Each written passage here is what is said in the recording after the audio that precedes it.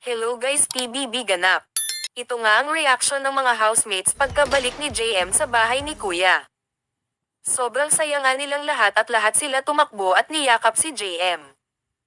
Tuwang-tuwa nga itong si Sofia dahil nga na-save ang best friend niya na si JM kaya niyakap niya ito ng mahigpit.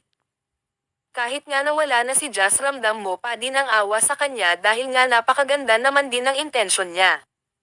Talagang pag isang pagkakamali mo ay huhusgahan ka talaga. I hope na wala nang mangbash at hate sa kanya kasi ang ibang tao sa comments ay sumusobra na din. Hindi ako fan ni Jazz. Pero ang iba ginawang katatawanan ang depression, which is very alarming kasi isa yang issue sa lipunan na mahirap kalabanan kasi mental health yan. Just spread love guys at suportahan natin ang ating mga idol. Bukas nomination night na naman. Mag-like at i-subscribe ang channel nato para lagi kang ma-notify. 2% off your Yun lang, votes, salamat. napakalayo.